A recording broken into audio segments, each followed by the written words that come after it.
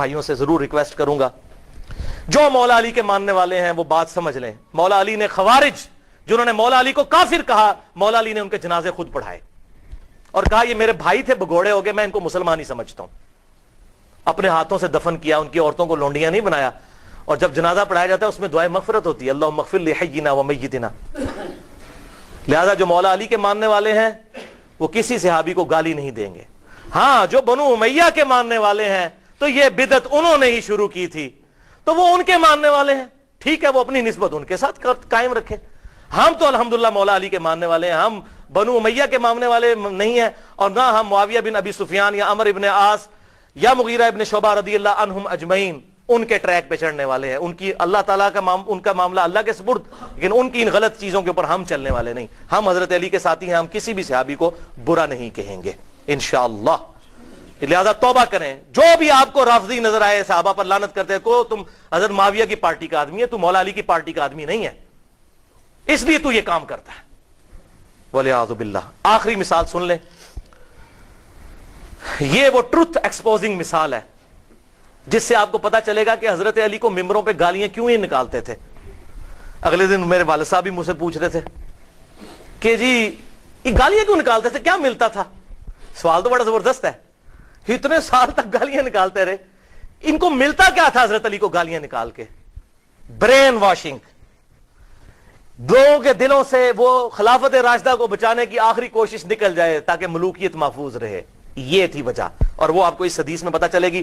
سنن نبی داؤد 4131، شیخ البانی بھی نے بھی صحیح کہا، زبیر علی زئی صاحب نے بھی صحیح کہا، اس میں آپ کو یہ بات پتا چل جائے گی حضرت حسن کے بارے میں۔ سیدنا مقدام بن مادی رضی اللہ تعالیٰ عنہ بڑے جلیل القدر صحابی ہیں، انہی سے وہ ابو داؤد میں حدیث ہے کہ مجھے اللہ تعالیٰ نے قرآن اور اس کی مثل عطا کیا، یعنی سنت۔ مقدام بن مادی یہ حضرت میر معاویہ کو ملنے کے لیے گئے شام میں، اور وہاں پر بیٹھے ہوئے ایک خبر آئی تو حضرت میر معاویہ نے کہا مقدام تجھے پتا ہے کہ حسن فوت ہو گئے ہیں؟ تو حضرت مقدام نے کہا انا للہ و انا الیہ راجعون۔ ایک مسلمان کے مرنے پہ یہی کرنا چاہیے نا، لیکن حضرت حسن فوت نہیں ہوئے تھے، قتل کیے گئے تھے۔ المصنف ابن ابی شیبہ میں موجود ہے انٹرنیشنل نمبرنگ کے مطابق 37,359، اور المستدرک الحاکم میں پورا چیپٹر ہے، حضرت حسن کو زہر دیا گیا تھا۔ وہ زہر کیوں دیا وہ آپ کو پتا چل جائے گا۔ شہید کیا گیا بڑی چھوٹی سی عمر میں، 49 ہجری میں۔ تو حضرت حسن کی وفات کی خبر پہنچی تو مقدام نے پڑھا انا للہ و انا الیہ راجعون۔ تو حضرت معاویہ نے کہا کہ مقدام تو حسن کے مرنے کو امت کے لیے مصیبت سمجھ رہا ہے؟ استغفر اللہ، اللہ اکبر، استغفر اللہ۔ اب جب انہوں نے یہ بات کی تو انہوں نے کہا میں حسن کی وفات کو مصیبت کیوں نہ سمجھوں، میں نے خود دیکھا حضور صلی اللہ علیہ وسلم دائیں طرف حسن کو بٹھاتے تھے اور بائیں طرف حسین کو، اور کہتے تھے حسن مجھ سے ہے، حسین علی سے ہے، اور تو کہہ رہا معاویہ کہ میں حسن کی وفات کو مصیبت شمار نہ کروں۔ اور پھر حضرت معاویہ کا ایک چمچہ وہاں سے بولا، حسن جو ہے وہ آگ کا ایک انگارہ تھا، اللہ نے اسے بجھا دیا۔ اللہ، یہ او خدا کے لیے میرے شیعہ دوستو سمجھو یہ کون سی پارٹی ہے جو صحابہ کے بارے میں بکواس کرتی ہے؟ اگر آپ واقعی شیعہ نے علی، آئی ایم شیعہ پولیٹیکلی، جیسے امام شافعی نے فرمایا تھا اہل بیت کی محبت کا نام رافضی ہونا ہے تو میں رافضی ہوں۔ رافضی صحابہ کرام پر لعنت نہ کرے کوئی شیعہ، وہ تو حضرت علی کا ماننے والا ہی نہیں، وہ شیعہ علی ہے ہی نہیں، وہ شیعہ معاویہ ہے۔ تو یہ دیکھیں وہ چمچہ کہتا ہے حسن آگ کا انگارہ تھا، اللہ نے بجھا دیا۔ اللہ اکبر۔ مقدام نے کہا اللہ کی قسم معاویہ تو نے میرے دل کو آگ لگا دی ہے، میں اس وقت تک یہاں سے نہیں اٹھوں گا جب تک کہ تجھے آگ نہ لگا دو۔ یہ ہے انڈر پروٹیسٹ اور اعلان حق جابر حکمران کے سامنے، غلط بات کو غلط کہنا ہے۔ میں تجھے آگ لگا کے یہاں سے اٹھوں گا معاویہ، اللہ کی قسم اگر میں جھوٹ بولوں مجھے یہاں پر ٹوک دینا، اگر میں سچ کہوں تو مجھے بتا دینا۔ سن معاویہ، میں تجھے اللہ کی قسم دے کے پوچھتا ہوں، کیا رسول اللہ نہیں فرمایا تھا کہ سونا مرد کے لیے حرام ہے؟ حضرت معاویہ نے کہا ہاں کہا تھا۔ اللہ کی قسم دے کر پوچھتا ہوں، کیا حضور صلی اللہ علیہ وسلم نے مرد کے لیے ریشم کو حرام نہیں فرمایا؟ انہوں نے کہا ہاں کہا تھا۔ اللہ کی قسم دے کر پوچھتا ہوں کہ آپ صلی اللہ علیہ وسلم نے درندوں کی کھالیں اور متکبرانہ لباس اور درندوں کے اوپر سواری کرنے کو حرام نہیں فرمایا تھا؟ حضرت معاویہ نے کہا ہاں کہا تھا. ان کا معاویہ یہ تینوں کام تیرے گھر میں ہوتے ہیں, تینوں آرام کام ہوتے ہیں تیرے گھر میں, وہ جو میں نے کہا نا انڈر پروٹیسٹ. حضرت معاویہ نے کہا مقدام مجھے پہلے ہی پتا تھا میں باتوں میں تجھ سے جیت نہیں سکتا, تجھے سانو حدیثاں سناندے ہو جی امام حنیفہ کے مقابلے نبی دی حدیث آ جائے, ایتھے دیکھو اتنا ہی کافی ہے. تو انہوں نے جب یہ حدیث بیان کی پھر کہا کہ لاؤ مقدام کو کچھ مال دو, اتنا لا کے ڈھیروں مال دیا گیا. حضرت مقدام نے وہیں غریب لوگوں میں اس کے سامنے تقسیم کیا, ان کا مجھے مال کی حاجت نہیں, میں نے جو حق ادا کرنا تھا وہ کر دیا. یہ تھا بات بھائی. حسن انگارہ کیوں تھا ان کے لیے؟ صلح حسن ایک ٹریٹی کے تحت, ایک معاہدے کے تحت ہوئی تھی جس میں بڑی بڑی شرطیں یہ تھیں کہ معاویہ تم اپنے مرنے کے بعد امت کو شورا پر چھوڑو گے جس طرح کہ شیخین نے چھوڑا تھا, ابو بکر عمر نے. اپنا خلیفہ کسی کو خود نامزد نہیں کرو گے, اپنی اولاد میں نہیں کرو گے, اور مال فہ میں سے اور مال غنیمت میں سے جو حصہ اہل بیت کو ملتا ہے قرآن کی روح سے مال غنیمت کا وہ ملتا رہے گا. اسی طریقے سے تم جو ہے وہ میرے باپ کے اوپر ممبروں پر لعنت نہیں کرو گے, کیونکہ پہلے سے لعنت شروع ہوگی تھی, شام کے گورنر تھے وہیں سے لعنت شروع کی تھی, یہ ختم کرو گے. لیکن کسی بات پر عمل نہیں ہوا. الٹیمیٹلی پھر انجام کیا ہوا وہ صحیح بخاری کے اندر حدیث ہے, 7109 نمبر حدیث. حضرت حسن کو حضور صلی اللہ علیہ وسلم نے اپنی گود میں اٹھایا ہوا تھا, ٹھیک ہے, اور یہ حدیث شروع یہ ہوتی ہے کہ جب حضرت علی کی شہادت کے بعد لوگوں نے حضرت حسن کو خلیفہ چنا. یہ بھی یاد رکھیے حضرت علی نے حضرت حسن کو خلیفہ نہیں بنایا, حضرت علی نے اپنا خلیفہ کسی کو نہیں بنایا. سنی شیعہ کتابوں دونوں میں لکھا, انہوں نے کہا میں یہ وزن نہیں اٹھاؤں گا, میں امت کو اسی طرح چھوڑ کے جا رہا ہوں, اپنا خلیفہ خود چننا جس طرح حضور کی وفات کے بعد ہم نے ابو بکر کو چنا تھا, میں نے نہیں کسی کو بتانا. پھر لوگوں نے مشورہ کر کے حضرت حسن کو چنا. حضرت حسن نے 40,000 کا لشکر لے کے آئے, صحیح بخاری 7109. سامنے سے حضرت میر معاویہ عمر بن عاص کہتے ہیں کہ معاویہ یہ تو وہ لشکر ہے جس نے موت پہ بیعت کی ہے, یہ تو ہماری تکہ بوٹی کر دے گا. تو حضرت معاویہ نے کہا پھر کیا کریں؟ ان کا صلح کرو حسن کے ساتھ, اس کے بغیر چارہ نہیں ہے. اچھا, انہوں نے پھر کہا ٹھیک ہے صلح کر لیتے ہیں, صلح آفر کرتے ہیں. اور سورۃ الانفال کے اندر یہ موجود ہے کہ اگر کافر بھی میدان جنگ میں صلح کی آفر کرے تو جنگ روک دو. حضرت حسن کو بھیجا صلح کے لیے. حضرت حسن رضی اللہ تعالیٰ عنہ نے وہ صلح قبول کر لی اور ان کے حق میں دستبردار ہو گئے. کیوں؟ کہ میں ان کو فری ہینڈ دے دوں. جو یہ کہتے ہیں نا قاتلین عثمان سے بدلہ لینا ہے, تو اب لے کر بتائیں, جو ان کے زوم میں ہے وہ بتا دیں. یہ نہ کہ میرے پاس خلافت نہیں تھی تو میں خلافت حوالے کرتا ہوں. اور حضور صلی اللہ علیہ وسلم کے الفاظ وہاں پر پھر وہ تابعی 7109 کہ حضور نے حضرت حسن کو گود میں اٹھا کر کہا تھا میرا یہ بیٹا سید ہے, اس کی وجہ سے اللہ تعالیٰ مسلمانوں کے 2 گروہوں میں صلح کروا دے گا, اس کی وجہ سے, یعنی یہ قربانی دے گا. حضرت امیر معاویہ نے قربانی نہیں دی ہے, حضرت حسن نے. اس کا اس کی وجہ سے 2 گروہوں میں صلح کروا دے گا. الحمدللہ حضرت حسن نے فری ہینڈ دیا کہ بھائی آپ دیکھ لیتے ہیں.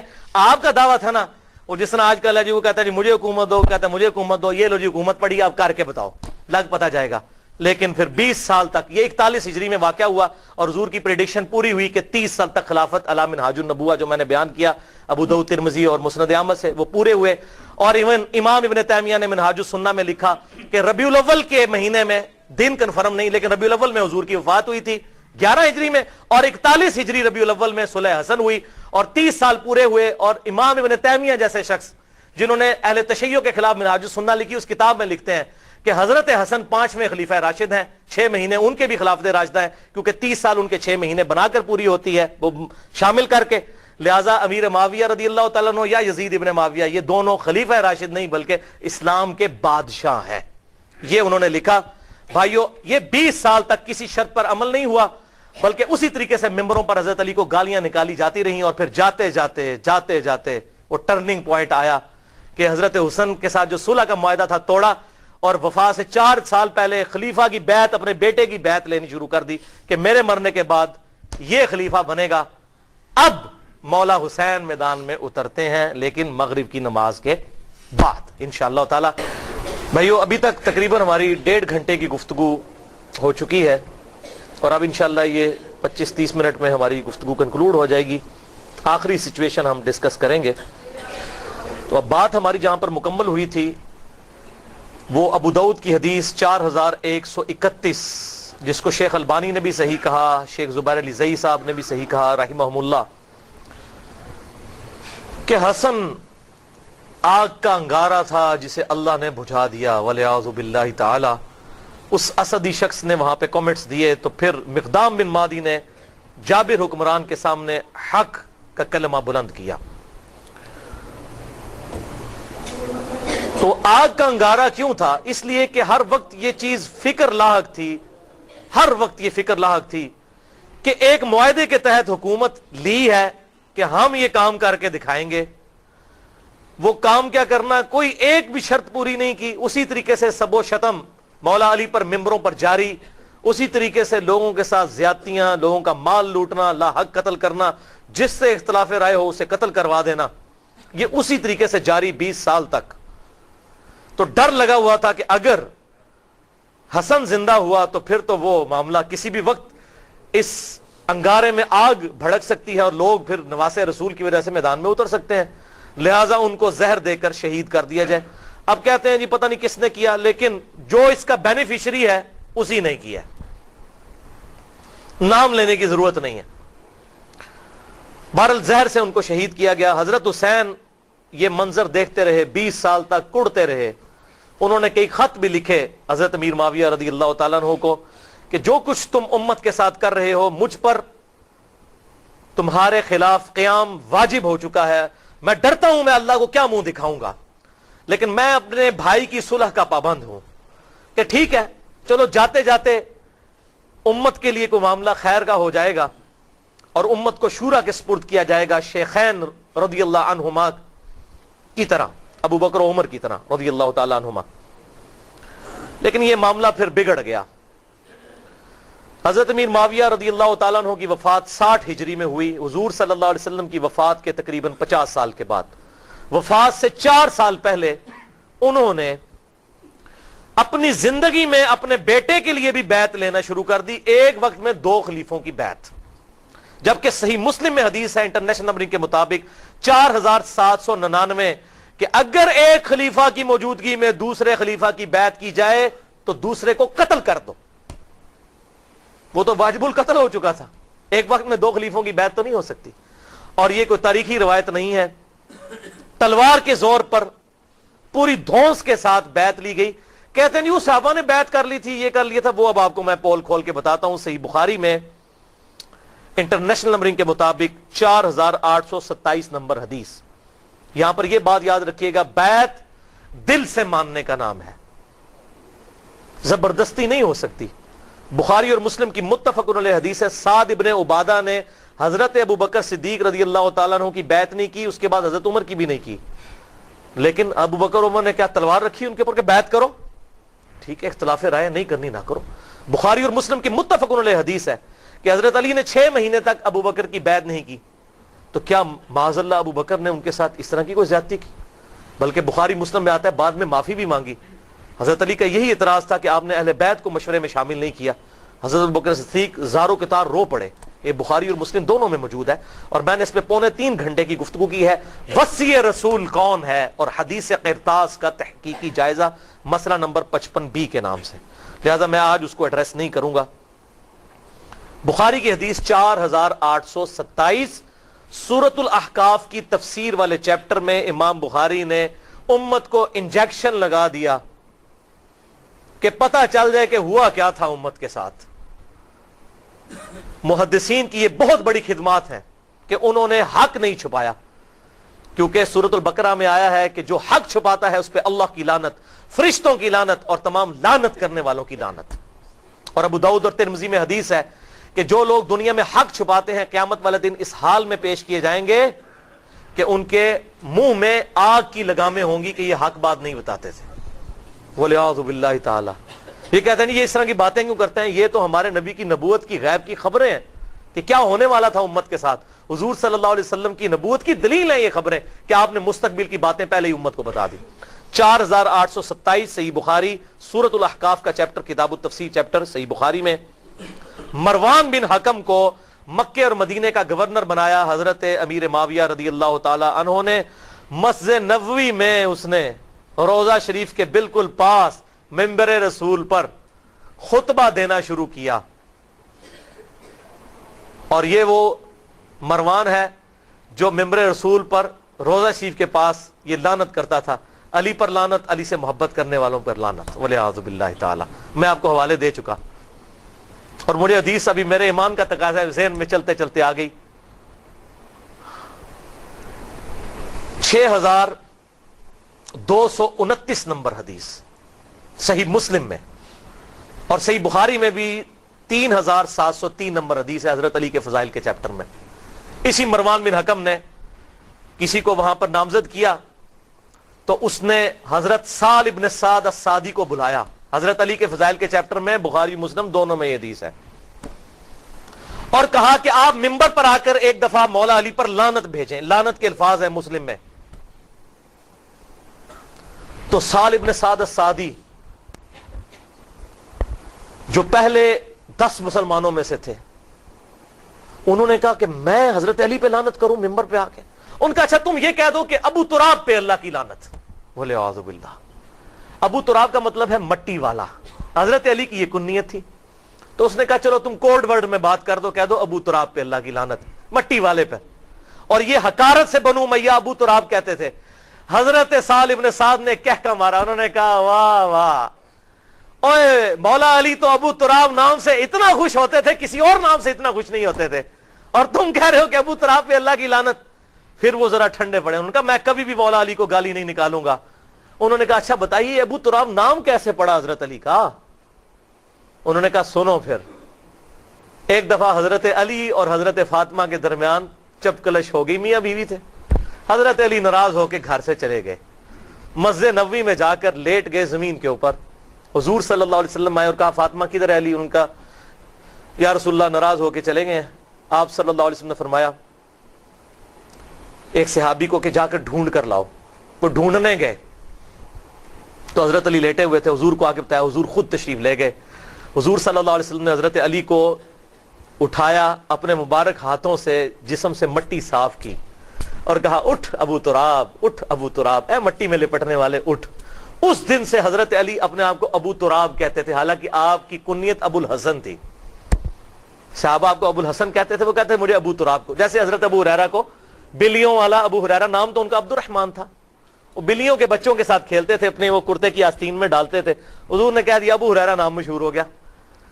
تو اس طریقے سے ابو تراب ان کا نام پڑ گیا۔ انہوں نے کہا مولا علی تو اس نام سے خوش ہوتے تھے اور آج تم مجھے کہتے ہو کہ میں ان پر لعنت کروں، وَلِعَوْذُ بِاللَّهِ تعالی۔ بہرحال یہی مروان بن حکم، اس کو حضرت میر معاویہ نے گورنر بنا دیا تھا۔ اسی خبیث کی وجہ سے حضرت عثمان بھی شہید ہوئے، اسی نے وہ جعلی مور لگائی تھی جس کی وجہ سے ایک حضرت عثمان کے خلاف جو ہے وہ تحریک برپا ہو گئی۔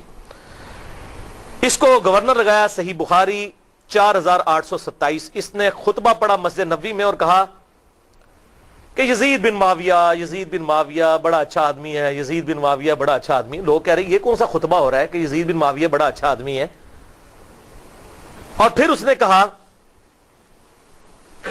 کہ اللہ تعالیٰ نے امیر المومنین حضرت معاویہ بن ابی سفیان رضی اللہ تعالیٰ عنہ کو ایک بڑی اچھی بات سجھائی ہے، وہ امت کے وسیع تر مفاد میں چاہتے ہیں کہ اپنے بیٹے کو اپنے بعد خلیفہ نامزد کر دیں۔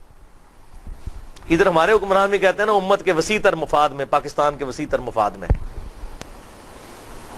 اچھا، وہاں پر حضرت ابو بکر کا بیٹا کھڑا ہوا، عبد الرحمن بن ابی بکر، حضرت عائشہ کا بھائی، اور امام بخاری نے نقل نہیں کیا کہ اس نے کیا کہا، انہوں نے کوئی چوبے والی گل کی تھی، او میں گل دسنا کیڑی ہے۔ اس نے ایک بات کی، انہوں نے صحابی تھے وہ، اور مروان تڑپ اٹھا، اس نے کہا پکڑو اس ابو بکر کے بیٹے کو۔ ایسی کی تیسی یہ لوگ حکمرانوں کے خلاف بولتے ہیں، کلمہ حق بلند کرتے ہیں۔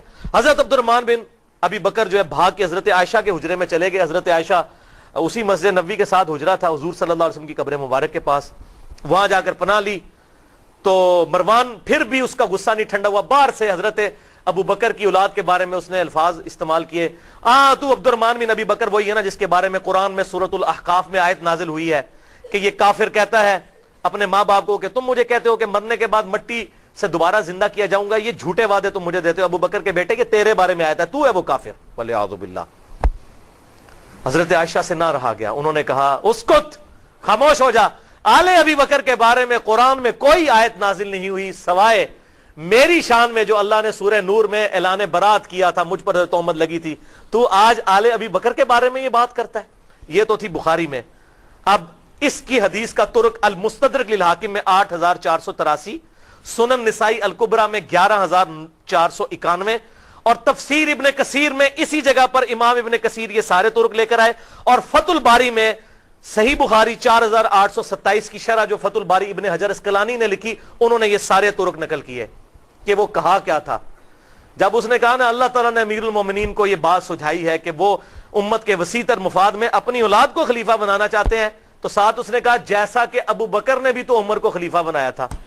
تکو ذرا، کدھر ابو بکر؟ حضرت عمر کوئی حضرت ابو بکر کے بیٹے تھے؟ حضرت ابو بکر کے تو 2 بیٹے جوان تھے، محمد بن ابی بکر، عبد الرحمن بن ابی بکر۔ تو عبد الرحمن بن ابی بکر وہیں بیٹھے تھے، انہوں نے کہا اور تو سیدھی طرح کیوں نہیں کہتا تیرا امیر المومنین معاویہ بن ابی سفیان کیسر و کسرا کی سنت کو زندہ کرنا چاہتا ہے، ابو بکر اور عمر کی سنت نہیں۔ ابو بکر اور عمر نے اپنی اولاد کو نہیں نوازا، اور تیرا امیر المومنین اپنی اولاد کو نوازنا چاہتا ہے۔ ابو بکر کا بیٹا تھا، جینز ابو بکر کے تھے۔ جوش میں انہوں نے جب یہ کلاس لی، پھر انہوں نے کہا پڑھو انہوں، بول رہا ہے اے گل ہوئی سی، پھر وہ چھپ گئے، اور یہاں پر حضرت عائشہ نے پھر اس کو چپ کروایا مروان کو، اور ساتھ ایک بات کہی جو اس حدیث میں موجود ہے، اور کہا مروان تو ابو بکر کی اولاد کے بارے میں بکواس کرتا ہے، تیرے باپ کے بارے میں حضور صلی اللہ علیہ وسلم نے فرمایا تھا حکم پر لعنت، حکم کی اولاد پر لعنت، تو اسی حکم کا بیٹا ہے مروان بن حکم، تو اپنے باپ کی پشت میں تھا جب اللہ کے نبی تجھ پر لعنت کر کے گئے تھے۔ یہ حضور کی غیبی خبریں الحمدللہ۔ اور ایک اور غیبی خبر سنیں، مسند ابی یعلا میں انٹرنیشنل نمبر کے مطابق 6461، جسے شیخ البانی بھی صحیح کہتے ہیں، شیخ زبیر علیزئی صاحب بھی ٹھیک کہتے ہیں، کہ سیدنا ابو ہریرہ کہتے ہیں کہ آپ صلی اللہ علیہ وسلم نے ایک خواب دیکھا کہ آپ کے منبر پر بنو حکم، یہی مروان بن حکم اور اس کی اولاد، اچھل کود رہے ہیں، تو حضور بڑے غصے کی حالت میں گھر سے باہر نکلے، اور آپ نے کہا کہ میں نے بنو حکم کی اولاد کو اپنے ممبروں پر بندروں کی طرح اچھلتے ہوئے دیکھا ہے، یعنی میرے بعد یہ میرے ممبروں پر آ کر بیٹھیں گے۔ اور حضرت ابو ہریرہ کہتے ہیں اللہ کی قسم اس خواب دیکھنے کے بعد حضور صلی اللہ علیہ وسلم جتنے دن زندہ رہے، چند دن پہلے آپ نے خواب دیکھا، آپ کو کسی نے ہنستے ہوئے نہیں دیکھا، آپ اتنے غمگین ہوئے کہ یہ مستقبل میں ہونا ہے۔ تو آپ صلی اللہ علیہ وسلم نے امت کو پہلے ہی اس حوالے سے خبردار کر دیا۔ اور صحیح بخاری میں 3605 نمبر حدیث ہے، حضرت ابو ہریرہ کہتے ہیں کہ حضور صلی اللہ علیہ وسلم نے مجھ سے ارشاد فرمایا تھا کہ میری امت کی بربادی قریش کے چند نوجوان لڑکوں کے ہاتھوں میں ہوگی، اور حضرت ابو ہریرہ کہتے ہیں میں اگر چاہوں ان لڑکوں کے نام، ان کے قبیلوں کے نام، ان کے ماں باپ کے نام بھی بتا دوں، حضور مجھے بتا کر گئے تھے۔ بلکہ صحیح بخاری میں 120 نمبر روایت ہے، حضرت ابو ہریرہ اسی کانٹیکسٹ میں کہتے ہیں کہ میں نے حضور صلی اللہ علیہ وسلم سے 2 پیالے لیے، ایک تو میں نے تمہیں بتا دیا جو حدیثیں بیان کرتا ہوں، اور ایک چیز ایسی ہے جو تمہیں بتا دوں تم میری گردن کاٹ دو۔ کیوں؟ بنو امیہ حکومت میں تھے، انہی لڑکوں کے نام تو حضور بتا کے گئے تھے، انہوں نے امت کا جنازہ نکالنا ہے، تو تم میری گردن مار دو۔ یہ جو بات صوفی کہتے ہیں جی وہ علم لدنی تھا، وہ علم لدنی نہیں تھا، وہ ان لوگوں کے نام تھے۔ اگر علم لدنی ہوتا تو سلاسل، چشتیہ، قادریہ اور سہروردیہ میں ابو ہریرہ بھی کہیں پر ہوتے، وہ تو ہے ہی نہیں ہے کہیں۔ ٹھیک ہے جی، جس طرح حذیفہ ابن یمان کو منافقین کے نام بتائے، حضرت ابو ہریرہ کو بنو امیہ اور بنو حکم کے ان لونڈوں کے نام، ان لڑکوں کے نام بتائے جنہوں نے امت کا بیڑا غرق کرنا تھا۔ حضرت ابو ہریرہ ڈرتے تھے، اور یہی تمام محدثین نے بخاری کی حدیث 3605 اور 120 کے اندر خود ابن حجر اسقلانی نے بھی لکھا۔ اور علم لدنی پہ میرا لیکچر ہے 55A، اگر کسی کو شوق ہو تو وہ دیکھ سکتا ہے۔ تو ابن حجر اسقلانی نے پھر کئی طرق جمع کیے کہ حضرت ابو ہریرہ پھر دعا کرتے تھے اے اللہ مجھے 60 ہجری تک باقی نہ رکھنا، اور نوجوان لڑکوں کی حکومت سے پہلے پہلے موت دے دینا۔ 60 ہجری میں حضرت میر معاویہ فوت ہوئے اور یزید تخت نشین ہوا، اور 61 ہجری میں ایگزیکٹ 50 سال کے بعد حضور صلی اللہ علیہ وسلم کے دنیا سے جانے کے واقعہ کربلا ہو گیا۔ حضرت ابو ہریرہ کہتے تھے یا اللہ مجھے موت دے دینا۔ 59 ہجری میں حضرت ابو ہریرہ فوت ہوئے، انہوں نے وہ 60 ہجری والا زمانہ نہیں پایا۔ یہ سارے طرق ابن حجر اسقلانی نے نقل کیے انہی حدیث کے تحت۔